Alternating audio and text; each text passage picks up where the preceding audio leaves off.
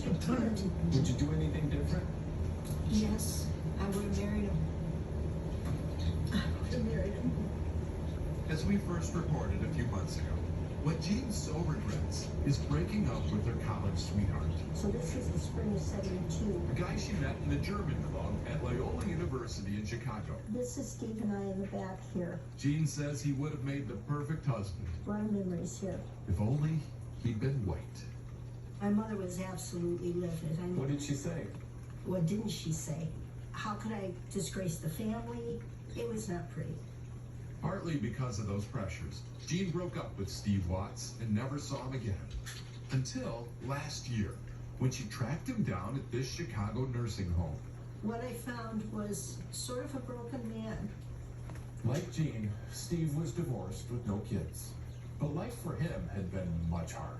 He'd fallen on terrible times. He was homeless, had 2 strokes, and was almost unrecognizable the day Jean walked back into his life. But he's still the wonderful, gorgeous man that I knew. Did all those feelings come rushing back? Yes, for both of us.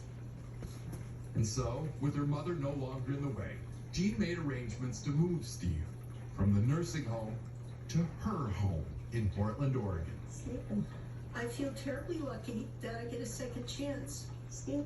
Steve's health issues have left him bedridden, but his mind is sharp and his heart young. In fact, if you listen closely, you can still hear his devotion, unwavering after all these years. All of you.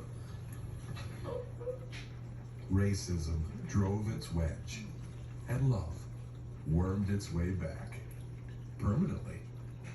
A few weeks ago, 43 years after her mom laid their love asunder, Jean and Steve were married, newlyweds, now well on their way to making up for a lifetime of lost time. Steve Hartman, CBS News, on the road.